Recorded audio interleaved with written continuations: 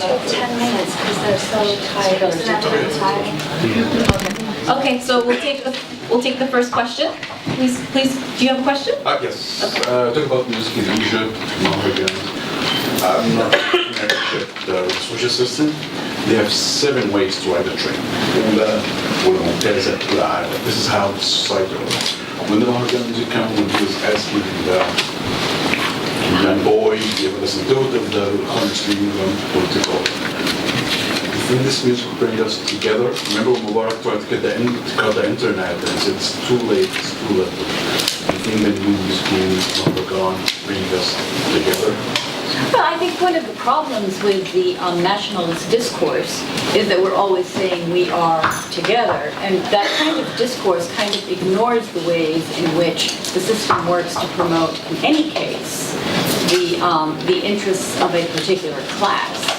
So when you're saying we, as Howard Zinn has long taught us, we have to know who are we. These are people who are disenfranchised, who are basically excluded, who are often ignored, who live in neighborhoods that have no services and so forth. And so I think when you say we, you have to first identify who that... Society. How will this performance just move out? But we know that in many revolutionary moments, music can really empower and help and bring people together who have nothing but their bodies sometimes with which to resist. And so there's always this. I'm very interested in how music functions within these movements. So and it also challenges the idea that you have a nationalist culture that is defined by the tastes of a very particular narrow class. Yeah, I called the use of Turaf. That's your problem. But the Turaf itself is kind of framed as in a very totalitarian way, one language, one kind of music. So. Okay, can we take the next question from this gentleman? Yeah. Hi, Maryam, thank you very much for your comments. And I wish there were other people here, the other speaker, because there were a lot of, I run into this also. I am gay. I actually used to have a black boyfriend, and I was with the same group that these people represent. I was the only one who had a black boyfriend. None of them actually did. And they're like, oh, this space is, and I was like, well, you're not that welcoming of racial difference either. Second, this charge, I grew up partly in Pakistan. I haven't lived there since I was 14. But one of the best things that happened to me was ending up in a society where I could actually just be me. I was young, but I knew from my society that someone like me could only think for myself, or be freer, or my sister could be herself. Only when we weren't in a society where women had actually, at that time they were Sharia laws, the Hudud ordinance. So knowing this, and especially people who come from Muslim societies, it's different from if you just grew up in Seattle and you never went anywhere. But you're from Lebanon or Pakistan or Bangladesh, and people like that offering excuses like secularism is wrong, especially when you're benefiting from it. It's kind of really a hard place to even have a conversation.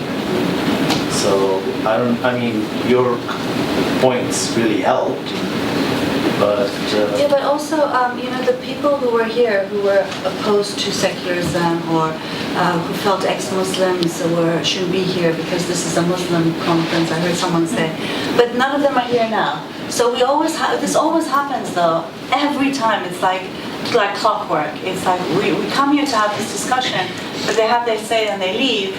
And we're still in the, I don't know if this is, maybe, I know everyone's tired, of course. I'm not saying everyone did that. People have to go home, they've got kids, whatever. But I'm just saying that I always find it interesting how it never goes the next step, because we hear about how awful we are, but we never then get to okay, well, hear why we're doing what we're doing, sort of thing.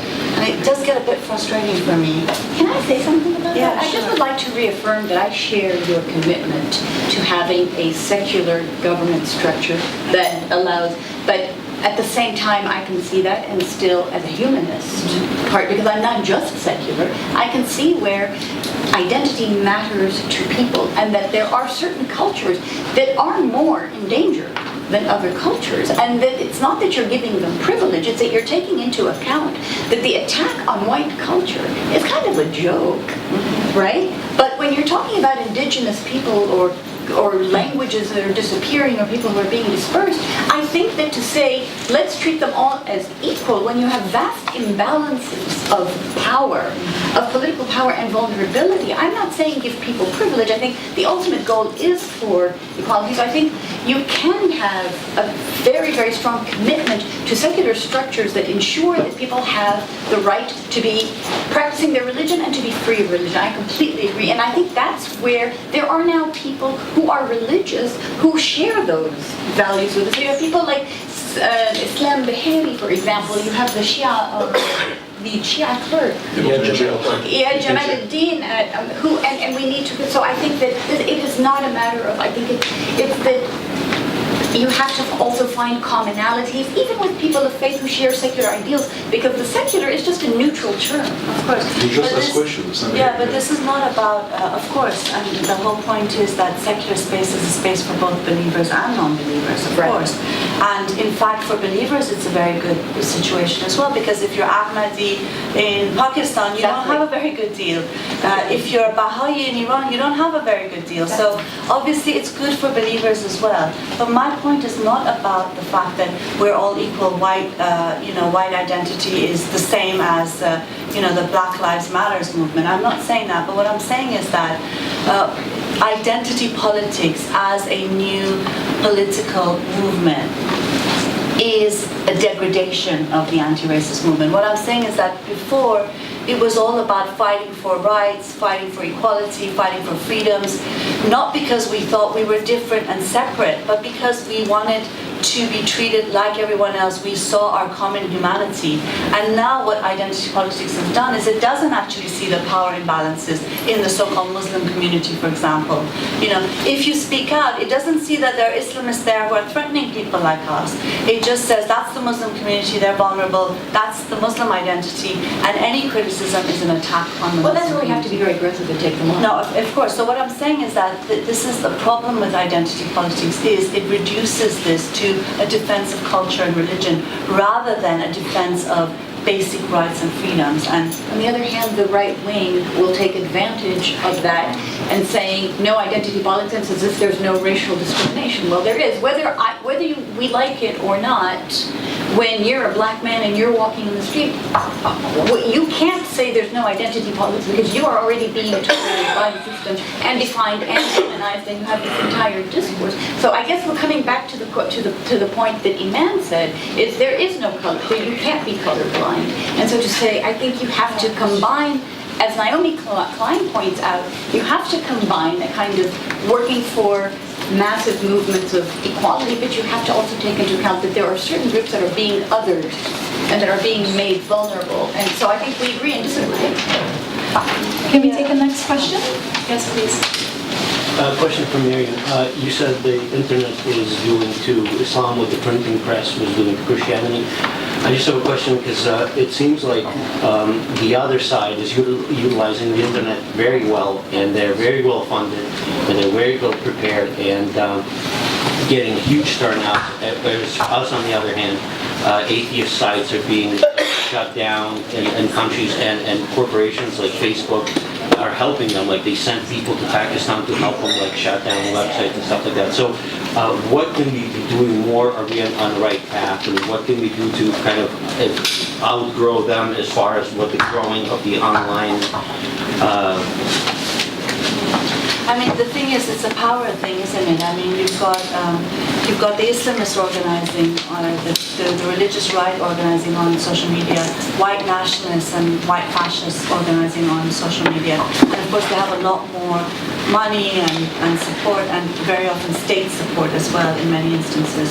So, but I think like anything, it's a fight, isn't it? There's no guarantees, and it's about, organizing. It's hard work. Organizing is hard work. Challenging the status quo is really hard work. It takes a lot of time and effort. And I think what's great about the internet is that it's given us a chance we've never had before. Because in the past, I used to do so many things and no one knows what I did. And the same with a lot of you most probably. I was arrested by the police in the NYPD. I was charged with 13 years in prison. I was part of the War Parade 18. There's not one article on the internet about that. You know what I mean? And I remember when we were doing work for refugee rights work, we didn't even have the internet at that time. And when we finally got the internet, it's the dial-up thing.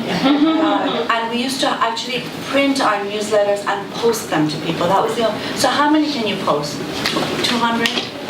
That's the reach we had. Now we have a reach of millions. You know what? And when you look at so many of the revolutions, the movements in Iran, for example, against Bailey, the revolutions, the so-called Arab Spring, so much of that has been because people were able to reach out and meet each other. So we're in a position we've never been before. And I think that's how we need to look at it, rather than they're always powerful and they've always got more than us. But we're in a position we've never been before. And I think, and that's why we're seeing such a huge change in so little time. Please, Ali.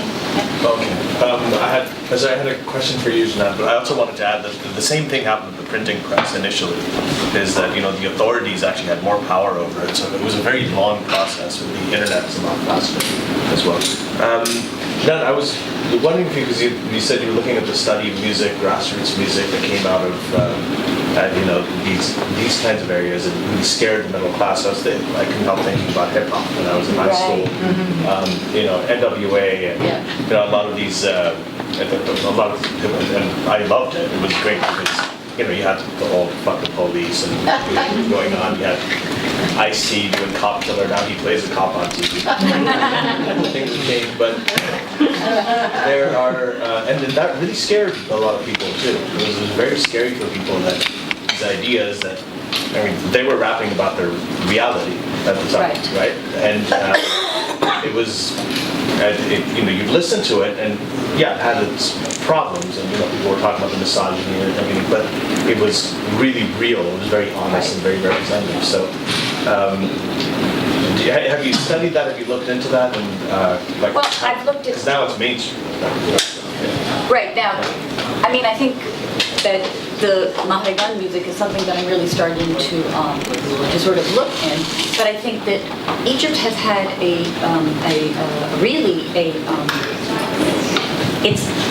I would say there's a kind of, it's very complex, so bear with me for 1 minute. Yeah. There's a very strong coarsening of the discourse, the same that we have here in the era of Trump, towards the poor and towards the masses.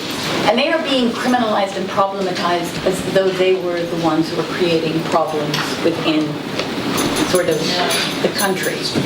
And I think when the revolution happened, and there was this outburst, there were two things that happened. You had this kind of music, but you also had the ultras. And the ultras were football fans who were extremely powerful force, and they had a very strong mass reach, and they were very involved in the revolution. So these kind of ground movements, when they came up, they did two things. They really shook up the notion of the middle class. The middle class and the upper classes had a kind of a monopoly on being the creators of culture. And you already have governments that are being delegitimized because they're not meritocracies, because of the kind of incompetence. And I think that the backlash against this kind of music, so a lot of this music is now underground. So there's a kind of constant demonizing, not just of the people, but of the culture also that they produce. And they're living as if they were living in completely separate cultures. So when we're even talking about identity politics, that's a very complex thing, because there are so many cultures within these countries that different groups are not even in touch with the variety and the variation. I don't know if that answers your question. Yeah, it's something. I guess it was part comment, part question, but no, I think it does, because that's what they used to say about hip, or they still do, that hip hop's actually a lifestyle. It's not just a form of music. But interestingly, it is now being consumed by middle class. Well, that's what Yeah. that's how it climbed up. So that's why I thought it was really interesting. So it's going to be, analysis. it's going to be interesting. Yeah, I thought that video was really interesting. Okay. I saw a hand back, and then I'll come to this side. What do you think is the missing link? Why hasn't been the secular movement been able to influence public policy? Is it because our numbers are low, or is it... So what were the barriers, and what can the movement do to literally inform public policy? Just for all of you. And Wissam, maybe? Maryam will speak to that due to her longevity in the movement, but for example, currently, for example, I'm the board of directors of Center for Inquiry Michigan. And the Center for Inquiry is like an umbrella organization for free thought movement. It's also have merged with the Richard Dawkins Foundation in America. Very powerful. They have a full-time lobbyist in Washington, and they have been very active the last few years, and recently more active even in tackling secular policy. We actually get notified about all the town hall meetings of candidates. We have been pushing for people to run for office. We have talking points. We have call to action softwares that support such a thing. And recently, we've also had delegations to visit, like Lansing is the capital of Michigan, to visit state legislators continuously, and with very important facts. So in Michigan, the rate of people who don't identify with any religion is 25%. It's higher than the national average.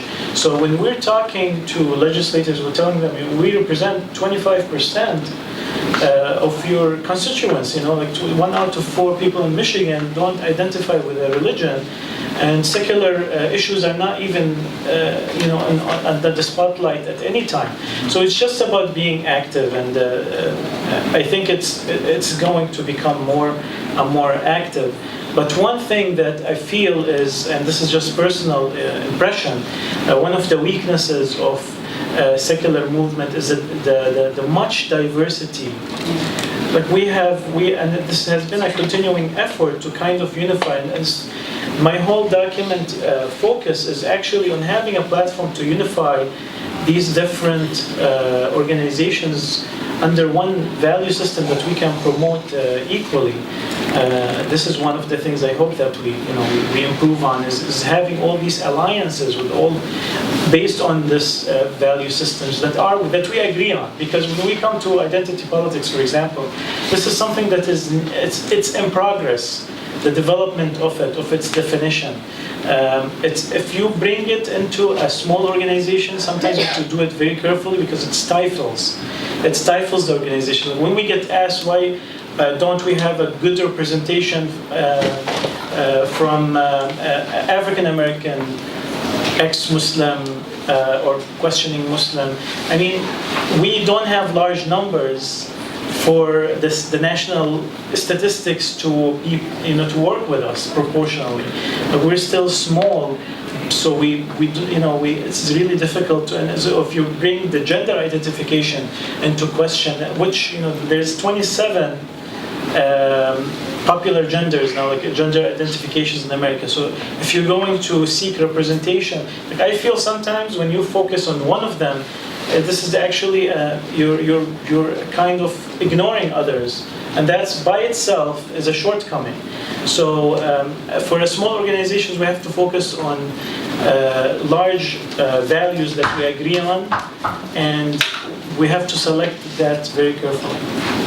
I mean, can I just add something? I actually think secular forces are very strong in the world, and I think they don't necessarily label themselves secular, but I think if you look at the women's unveiling movement in Iran, for example, against surveillance, that's a very secular movement. If you look at, just giving examples in Iran, like the effort to enter sports stadiums because of segregation, again, that's a very secular demand. If you look at the protests in December of last year in Iran, where it was, the slogans were against an Islamic state, were for bread, were for freedom, but also very much for, a system that's free from religious rule. Those are all very fundamentally secular, And so I think actually it is a battle taking place, But because we've got the rise of the religious right, because the religious right is linked to state power in many instances, and secular forces are mainly people's movements against these sort of totalitarian regimes, that it seems like there's an imbalance, but there's a lot more of us than there is of them. And I think it's a question of just, and that's why again the internet is so important for us to be able to link to each other.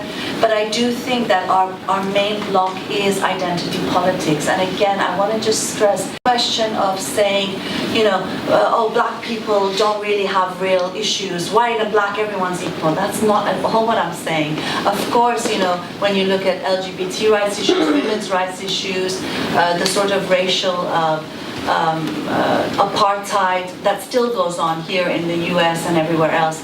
That's not what I'm talking about. I'm talking about, you know, progressive movements have been replaced by identity politics. And I think that's so dangerous, because what's happened is that now it's a question of protecting your identity, and those in power decide what that authentic identity is. So minorities within minorities are silenced. And also, it's because it's those in power who represent those minorities, you know, it's sort of the eradication of dissent and progressive politics within those communities. And so you find that progressive people need to side with the East London Mosque and not with us, you know, or with Muslim LGBT, whatever. I'm saying what happens is they side with those in power. And so we're not seeing those old-fashioned solidarity movements of the past, which were based on social and political movements, which was based on class politics. So I didn't need to be South African to go and have a sit-in against apartheid in South Africa. I'm really old. And you know, thanks for reminding everybody. So what I'm saying is that that's what I'm talking about. You know, this politics that has it's a degradation of the anti-racist movement. It has denied us we cannot, progressive people no longer can show solidarity with the unveiling movement in Iran, because they think authentic Muslims have to be veiled, and they're busy veiling in solidarity with Muslim women, rather than seeing that it's those secular, those progressive movements that are fighting their fight, you know. Okay, we have time only for one last question, and please make it a question and not a comment. Of course.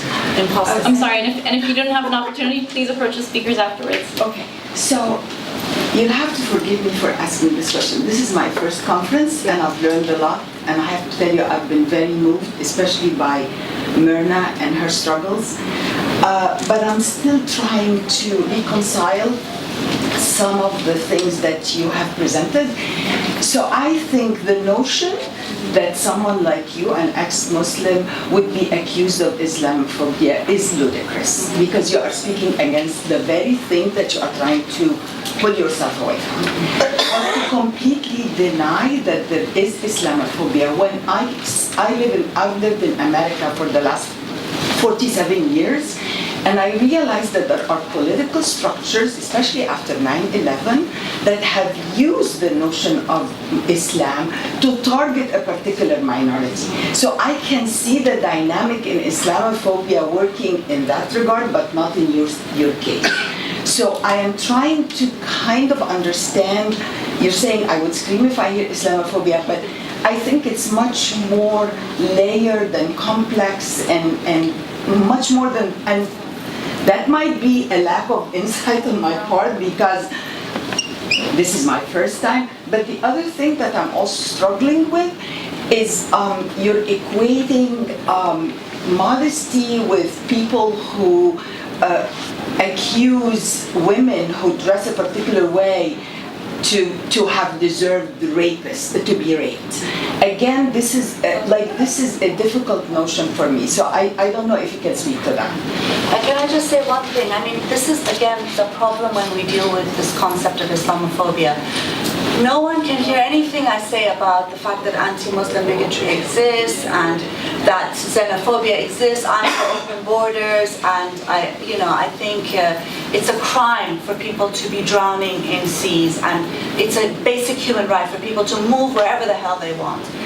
But my problem is with the term Islamophobia. I'm not saying that bigotry doesn't exist, that Muslims are not discriminated against, that they're not vilified, that there's not hate against them. Of course there is.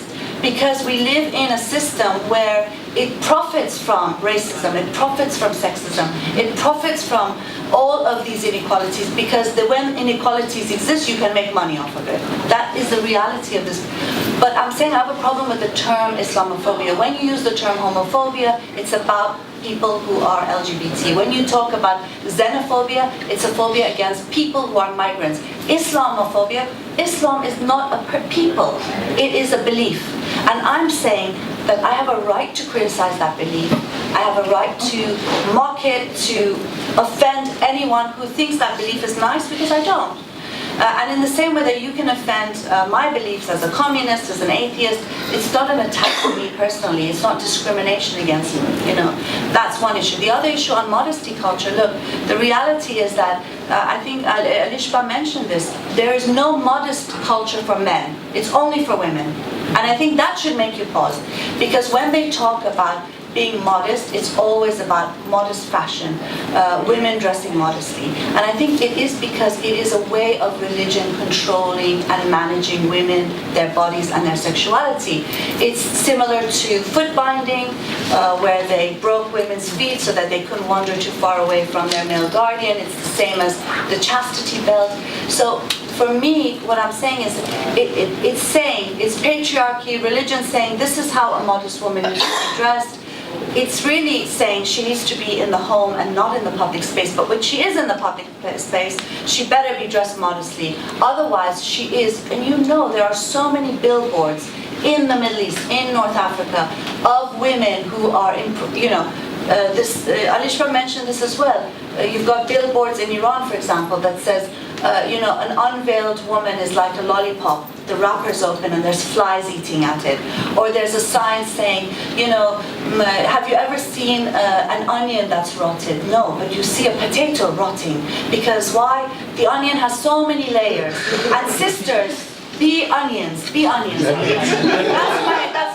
No, what I'm saying, you think it's funny, but this is all pressure on telling women that what their place is. And when I say modesty culture is an extension of rape culture, what I'm saying is that when it says that a modest woman is a good woman, then the woman who is immodest is a whore. You can do anything with her. And it says Yazidi women can be raped, because there are some women that can be raped and some women that can't. And that's why I think it is an extension. I'm not saying that if you're modest, you're despicable. Of course not. People have a right to dress however the hell they want. I don't like to show my arms. Now, someone tell me that I'm promoting modesty culture. I don't like it. I don't like to wear bikinis. Fine, what I'm saying is that don't translate your personal wishes, because I have many of them, and I think I dress a lot more modestly than a lot of people, except when I take my stuff out. But what I'm saying is that don't equate your personal things. Don't translate that into a defense of modesty culture. Modesty culture is a way of a patriarchal, a religious way of controlling women's bodies, and that's the danger, I think, of equating the two. Okay, yes.